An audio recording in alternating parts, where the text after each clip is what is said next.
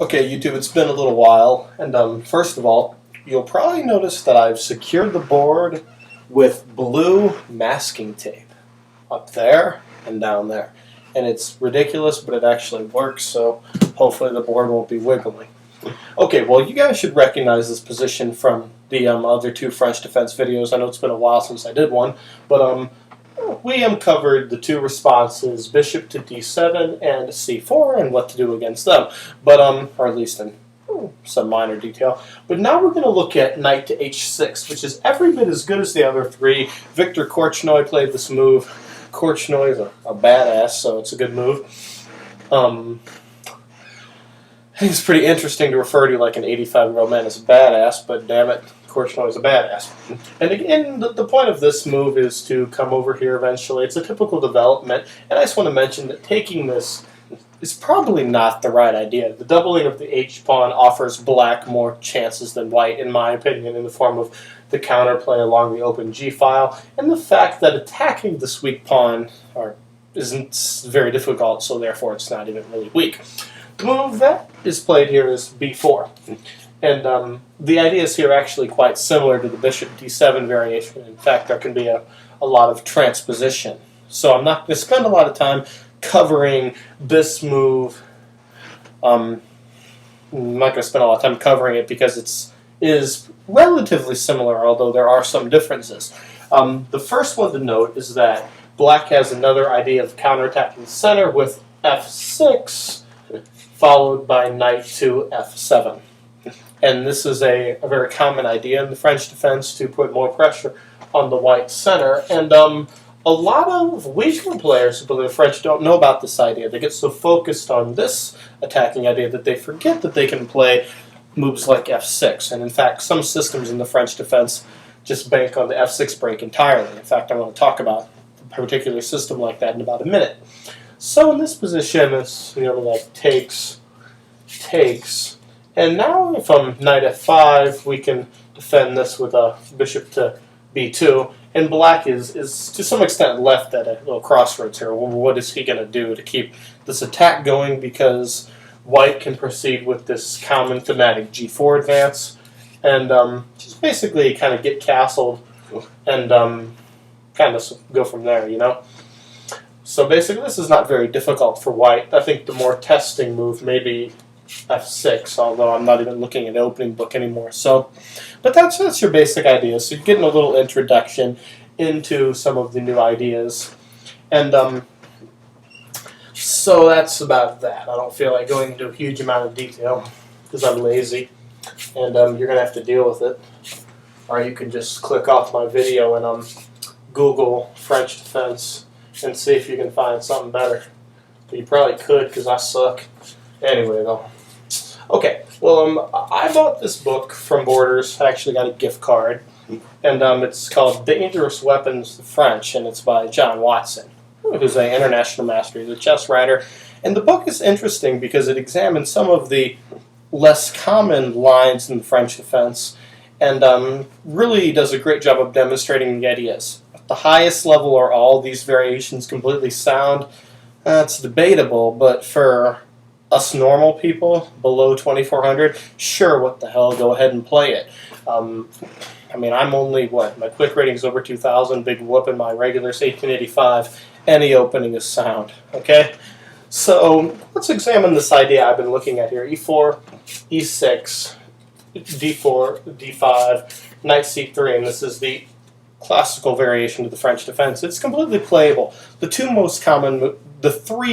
most common moves here: knight f6, bishop to b4 is the Winauer variation, very complicated, and pawn takes pawn is the somewhat more quiet Rubinstein variation. But I'm going to examine this move, knight to c6, which is the name of the chapter in the book is called Swearing in Church, and they say that this is just bad because now the knight blocks the c-pawn from attacking the center.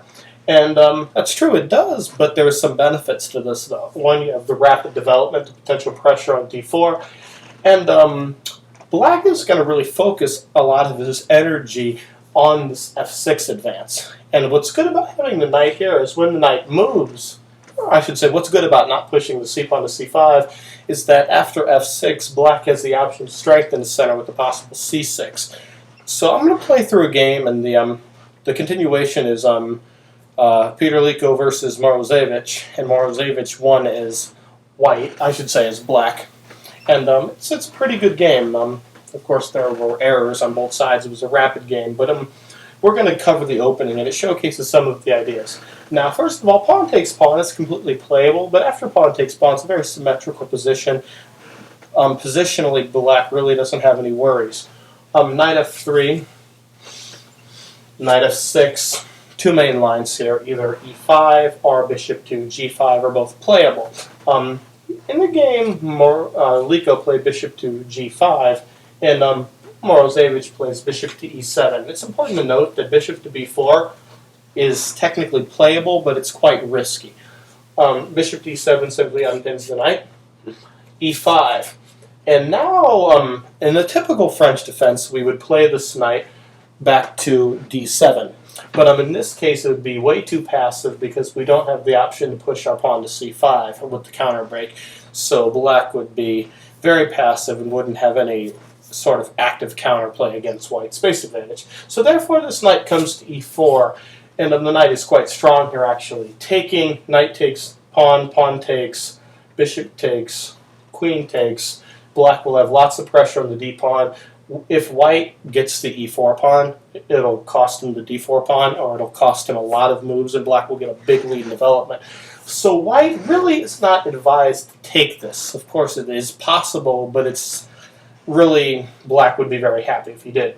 In the game, Peter Liko took this bishop, and black gives away technically his good bishop, but his queen comes to better square. The threat now is a possible queen to b4, which in the game, Liko chose to prevent that and played a3. Now, quite playable is bishop to d3, followed by queen to b4, and white can actually play a gambit where he castles and allows black to take and gets compensation, but it's probably not as strong as it could be because white actually doesn't have his dark square bishop, which is a potential attacking piece.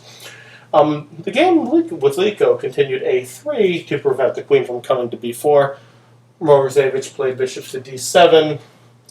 White played bishop to d3. And the book says this is a bit of a mistake. Okay, it looks like a very logical move to develop a piece to pressure the e4 point.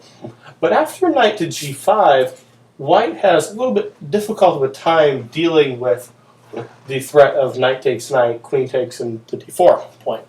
And this is quite annoying for white already. So taking develops the queen to g5, where it's very strong pressure on g2, and the f6 break is looming to open up the f-file. Black would have a very good position in that case.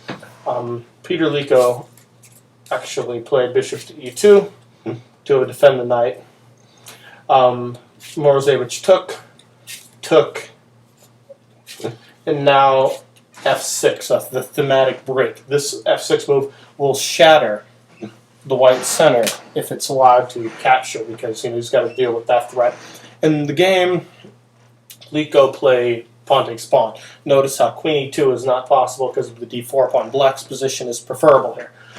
Pawn takes pawn, queen takes, knight to d2, and then castles queenside.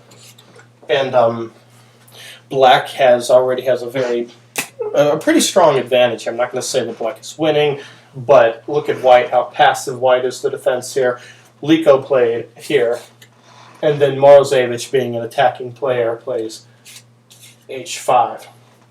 And I actually may have this position wrong, because I know that white was actually castled at some point. Then g4 came. White played knight to c1 to give his bishop a place to run, g4, bishop to e2, and then e5 to open things up.